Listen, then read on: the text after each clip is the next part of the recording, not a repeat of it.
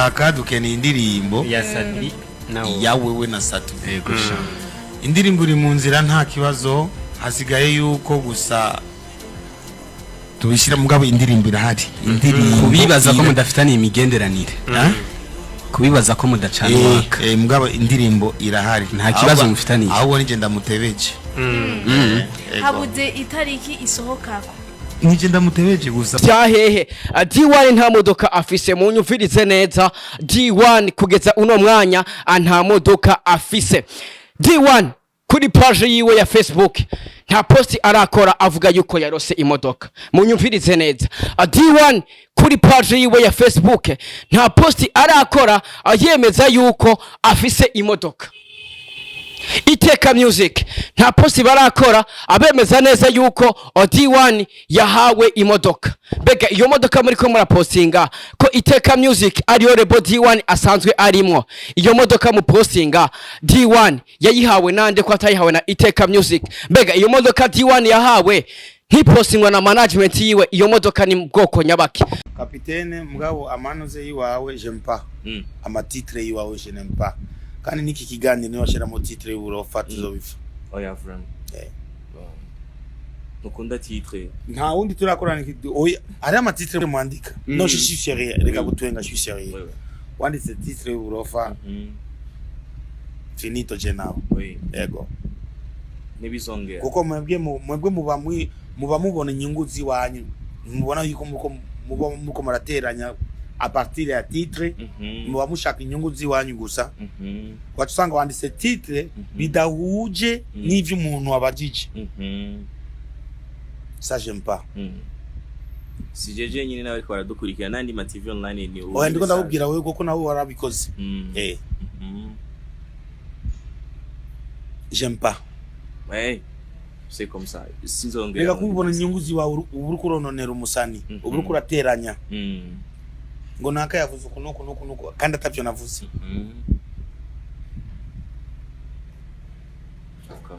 Courage. Merci beaucoup Big Fizzo, Bantu Boy. Sasa kapitene rero ikintu cambabaje acaza kuvuga ngo si jewe jenyene, ngo hariho nabandi ba promoter ngo bakora ivyo. Big Fizzo yazarambye ati bro je ndiko ndabwira wewe kuko nawe warabikoze, bisigura yuko ikosa giwawe bro kapitene ntago woza kuri habandi. Emera kwanza ikosa giwawe uvuga ati I'm sorry Big Farious.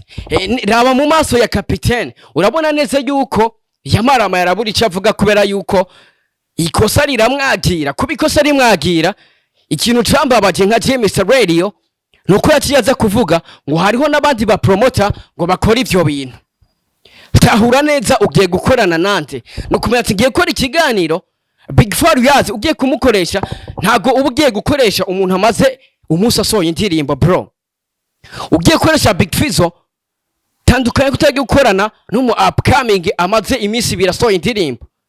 Menya ati ngiye gukorana na Legend, ariko uno munsi simbizi niwe muntu novuga yuko ari nyuma y'aba promoter bose. Niwe muntu afata ifoto yakifotoza agiye gusoma intore, agiye gusoma indagara z'amajana 5, intore z'amajana 3, agafata gashashi akifotoza agiye gusoma. Bakoze ba Roy TV ibyo ntago bihesha agaciro, ntago bihesha agaciro industry, ntago bihesha agaciro abajya barinda koresha ibiganiro. Bijyo postinga abanyarwanda barabibona, aba Nigeria barabibona, abanyamerika barabibona, abatanzania barabibona. Mbega ninde muntu gisone yazoguha ikiganiro mu gihe abona yuko uposting ibintu ntabijya? Ugifotoza uri kurateka intore, ukifotoza uri kuracumba ubugari. Mbega bijya bintu bizoguhisha isonya baki imbere y'umunyamahanga azobaje azokubwira uze kumwakira, azokwena ko mukorana ikiganiro? Simbizi mu misi yeze wari umujournaliste mwiza, wari umuntu wateze imbere abaririmbyi, ariko uno munsi ibintu uri kura ko ntabwo besha agaciro abariri, ntabwo besha agaciro umuziki w'u Burundi. N'umuntu simbizi gifotoza ari karajya ari muri restaurant, agakora live ari muri restaurant. Mbega ijya live ni wiraba wenyene, abaririmbyi barayiraba b'abanyamahanga. Mbega bazoguha agaciro gute ukora ibintu nkabijya? Fusamba famba n'umwislamu, abisilamu n'ingurube ntaho bihuriye, ariko uno munsi arifotoza ari karajya ubunure. ngo bafise indirimbo bita ngubunure. Iyo ndirimbo izobije gufasha iki industry. Iyo ndirimbo yakoresha umwanya iyo ndirimbo yakoresha umwanya na Famba. Bakuzi wa TV izobije gufasha iki industry. Izobije gufasha iki umuziki w'u Burundi. Atari ugucavuza abaririmbyi b'u Burundi. Mbega iyo ndirimbo Abanyarwanda nibayibona, Abatanzania nibayibona, Abanyakenya nibayibona, bazovuga ko muri dufise abaririmbyi. Bazovuga ko muri dufise abarofa.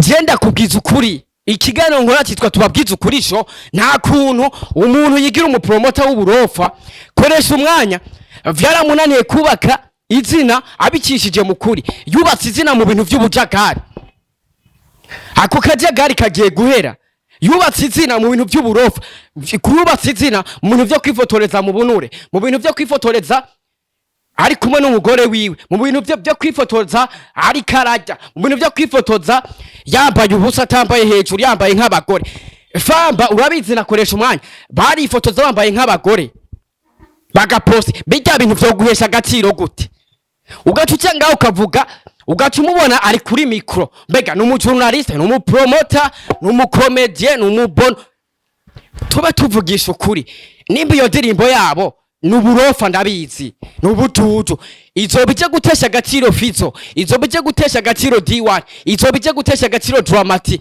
kuko abanyarwanda abanyamahanga nibayibona bakabona ko ari kirundi bazovuga ati mbega abane bo barimvye Burundi bufise akaduke ni indirimbo ya Sadbi ya wewe na Satu indirimbo iri mu nzira nta kibazo hasigaye yuko gusa tubishira mugabo indirimbo irahari indirimbo kubibaza ko mudafitaniye imigenderanire kubibaza ko mudacana waka mugabo indirimbo irahari nta kibazo mufitaniye ahubwo nije ndamutebeje habuze itariki isohokako nije ndamutebeje gusa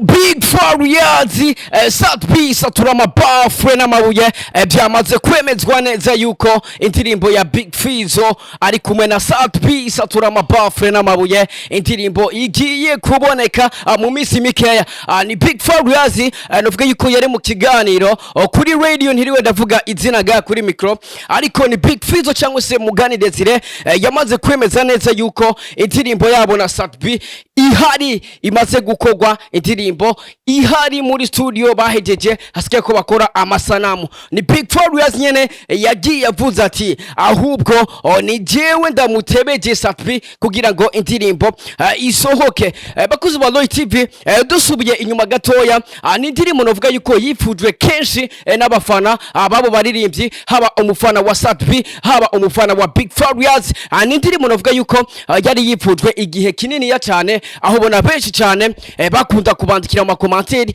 babasaba yuko hoboneka indirimbo ya Sadbi n'indirimbo ya Big Fariazi mu gihe arabarivyo novuga yuko uburundi bufise baheruka gukorana igikogwa kera ariko rero uno munsi icyavuzwe riratashe nimba mwibuka neza abantu mukurikana industry hari concert yigeze guhuriramo Big Fariazi na Sadbi aho kuri stage bahuriye kuri stage imwe nkuko benshi babyifuza abifuza yuko Sadbi na Big Fariazi bokongera guhurira kuri stage imwe baririmbana indirimbo baririmbanye kera muribuka neza yuko mu minsi yahera Sadbi na Big Fariazi bongeye guhurira kuri stage imwe ari ibintu byinshi byatangaje abakunzi b'umuziki w'u Burundi bikananezera abafana babo muri rusange aho babasabye yuko bokongera guhurira mu ndirimbo imwe uno munsi rero byamaze kwemezwa neza abakunzi ba TV vyamaze kwemezwa neza ubudasubira inyuma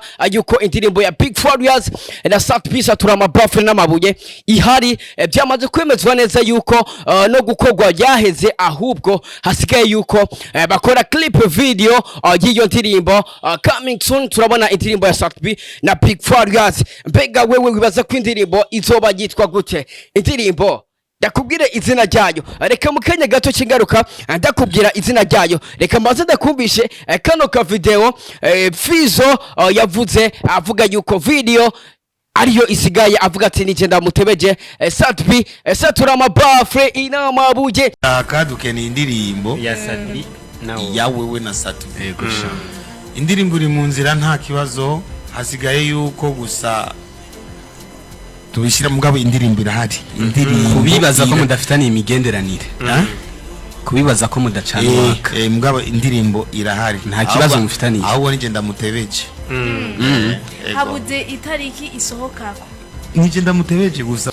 Yes, bakuzi ba Noi TV rero uno musi tuje gukora operation ku bantu novuga yuko bariko baronona industry y'umuziki w'u Burundi. Munyumvirize neza, tuje gukora operation ku bantu bariko baronona industry y'umuziki w'u Burundi.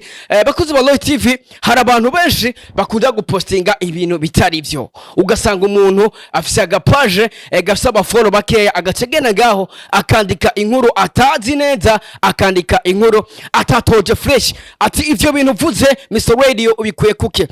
Hari post ziriko ziragaragara z'umuririmbyi azwi ku izina rya D1.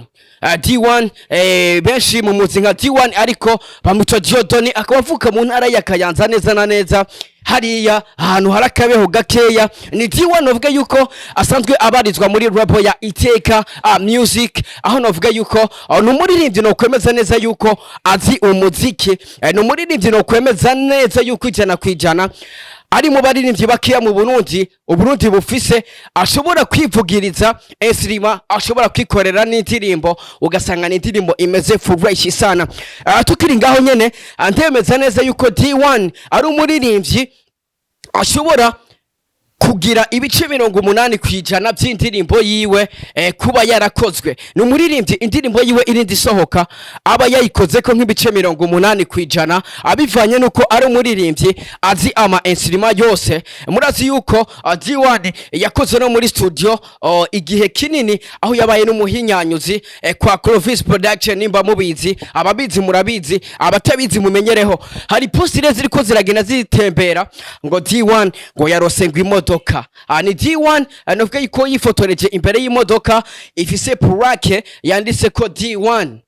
Hari benshi mugena mupostinga ngo D1 yaguze imodoka, D1 yahaye imodoka. Vyahehe? D1 nta modoka afise, munyumvirize neza. D1 kugeza uno mwanya nta modoka afise. D1 kuri page yiwe ya Facebook nta posti arakora avuga yuko yarose imodoka. Munyumvirize neza, D1 kuri page yiwe ya Facebook nta posti arakora ayemeza yuko afise imodoka. Iteka Music nta posti barakora abemeza neza yuko D1 yahawe imodoka. Bega iyo modoka muri ko murapostinga ko Iteka Music ariyo rebo D1 asanzwe arimo, iyo modoka mu postinga D1 yayihawe nande ko atayihawe na Iteka Music? Bega iyo modoka D1 yahawe ntipostingwa na management yiwe, iyo modoka ni bwoko nyabaki? Ahubwo reka ndababwira ukuri, ikiganiro je nkora bacitwa tubabwiza ukuri sho kuva kuri Noi TV. D1 ariko arakora clip,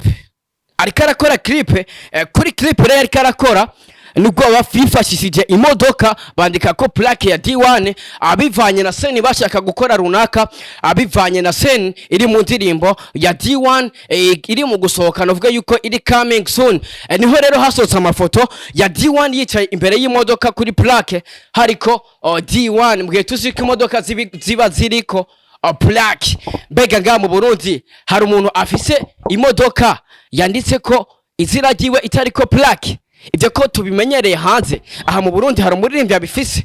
Nimba hari mumbarire, adahari naho ucubona yuko bariko barabesha.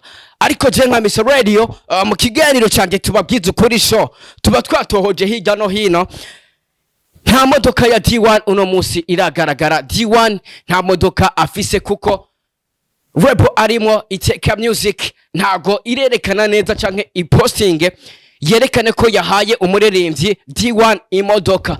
Yamana D1 nta posti arakora yemeza neza yuko yahawe imodoka. Shaka uje kuri page yiwe ubunyene nta post uza kubona ya D1 yemeza neza yuko D1 afise imodoka. Abantu bariko barababesha bapostinga ibintu batazi, ivyo ntago ari vyo.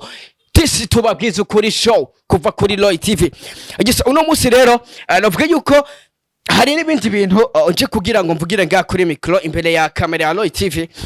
Hari kiganiro cyakoreshejwe n'umwe mu ba promoters reka ndamuvuga izina nta mutima mubi ntaco dupfa bamwitwa Mr Capitaine de la Capitale. Yakoresheje ikiganiro Big Farias aho ubona neza yuko Mr Capitaine anovuga yuko yaguye hasi, reka ndabivuge gucyo kuko ugiye kuraba ntago ari we ariko arakoresha ikiganiro Big Fizzo, ahubwo vyarahindutse Big Fizzo abari we akoresha ikiganiro Capitaine. Ati gute Mr Capitaine yakoresha ibiganiro byinshi Big Farias, ariko ni Big Farias yagarutse aramubwira ati we Capitaine amatitre yawe sinda yakunda.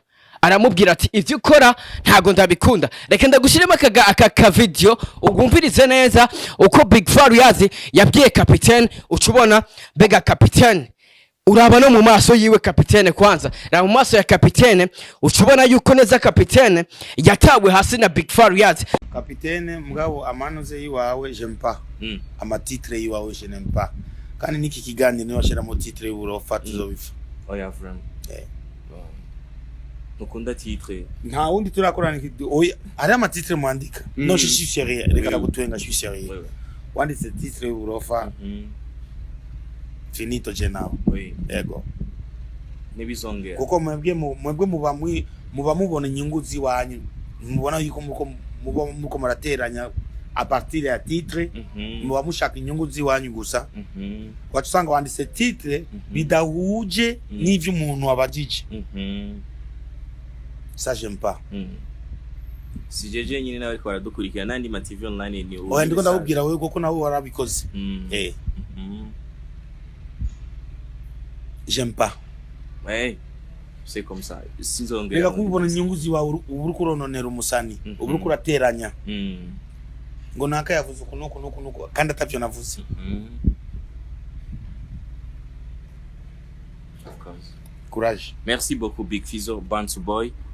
Reka ndababwira ukuri Big Farias si umuririmbyi yo gukoresha uko wibona s'il vous plaît. Big Farias ni umu legend. Mbega kuri wowe legend bisobanuye iki? Legend ni umunyabigwi bro. Mr Capitaine legend ni umunyabigwi s'il vous plaît. Nimbwiye gukoresha Big Farias menya ati ngiye gukorana na legend. Utegure man. Kuko ni wasubira kugenda guco ejo Big Farias nagirana azosura kuguha.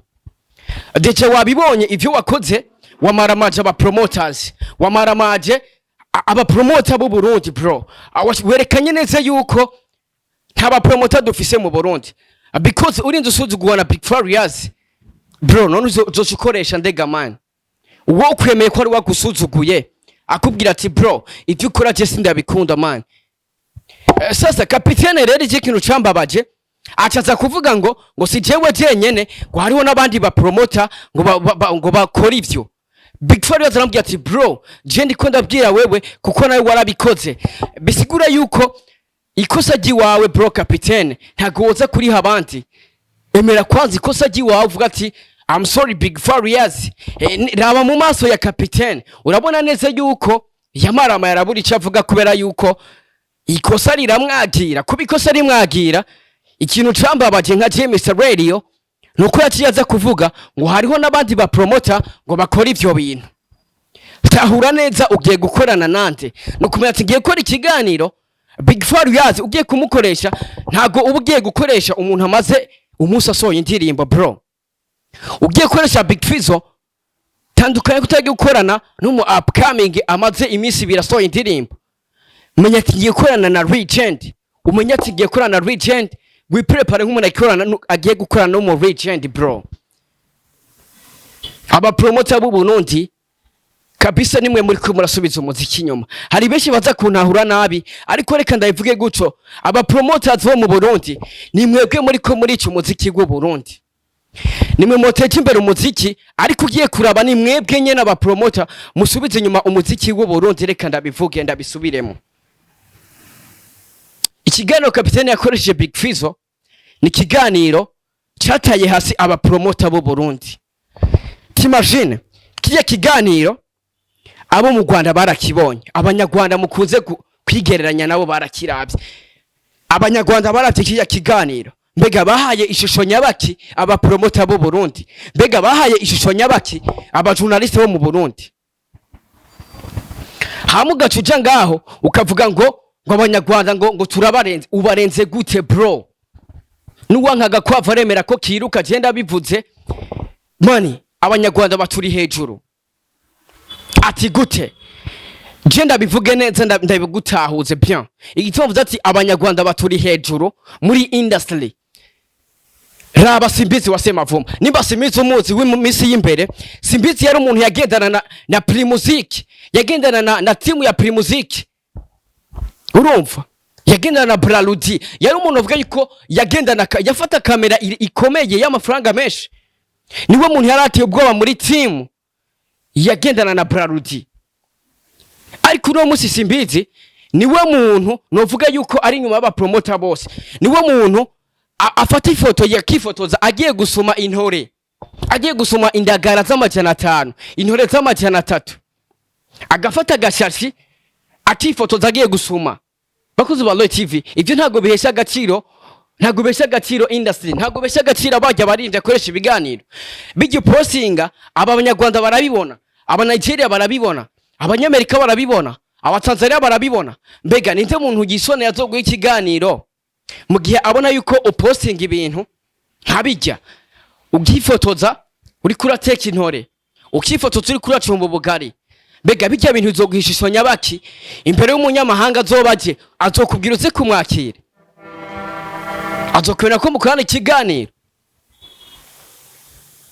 Simbizi mu misi yeze wari umujournaliste mwiza, wari umuntu wateze imbere abaririmbyi, ariko uno munsi ibintu uri kura ko ntabwo yesha agaciro abariri, ntabwo besha agaciro umuziki w'u Burundi. N'umuntu Simbizi gifotoza ari karajya, ari muri restaurant, agakora live ari muri restaurant. Mbega ijya live ni wiraba wenyene, abaririmbyi barayiraba b'abanyamahanga. Mbega bazoguha agaciro gute ukora ibintu nkabijya? Koresha umwanya. We sinovuga ko ari umupromoter, sinovuga ko ari n'umujournaliste. Mbega koresha umwanya twomuha terume iyahe? Koresha umwanya araja ngaha kifotora ibirato bitagugwa n'amafaranga 1000. Ibirato novuga ko vyaheze, agakifotora agapostinga kuri page yiwe.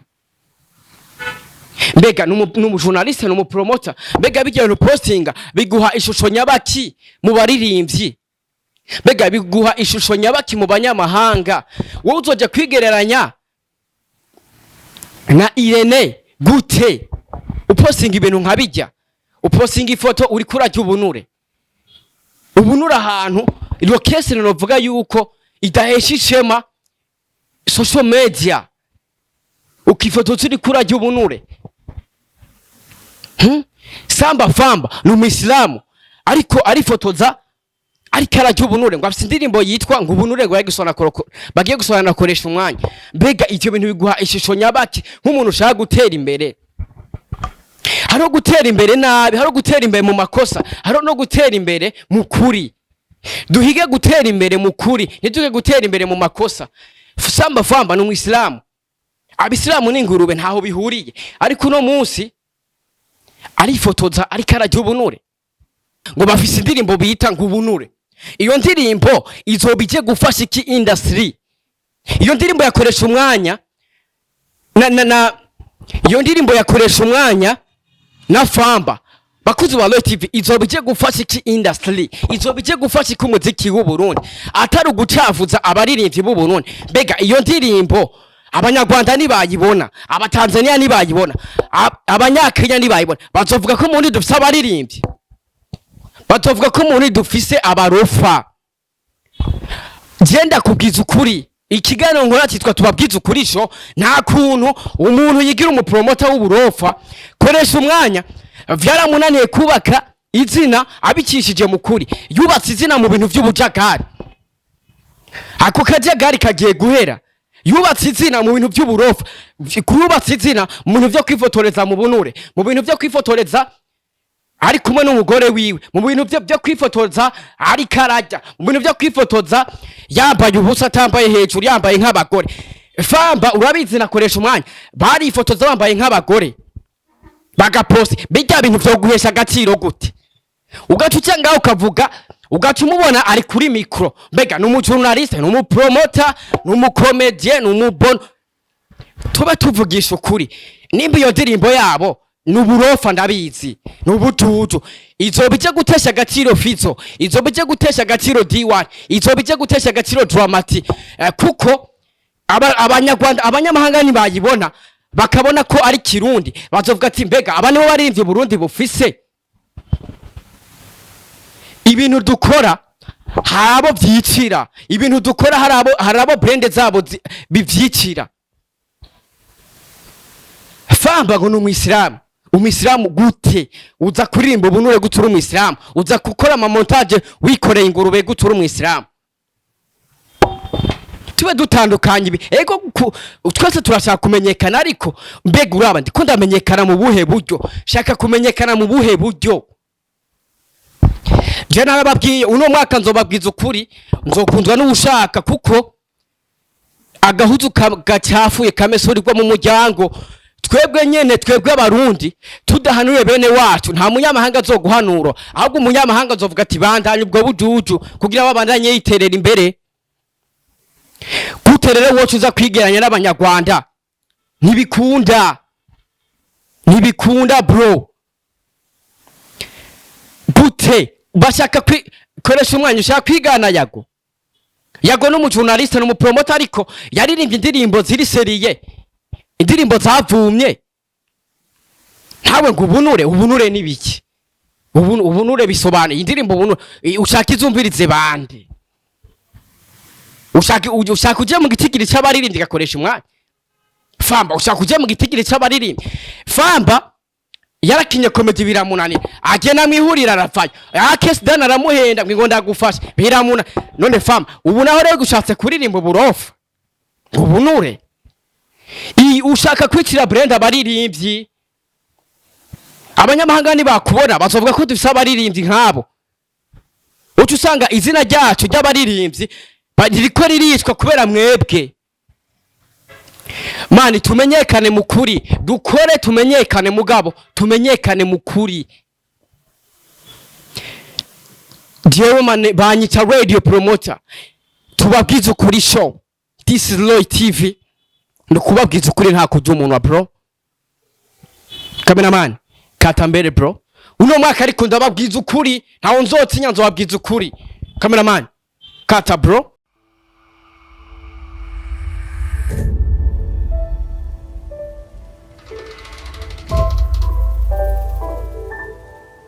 Loy TV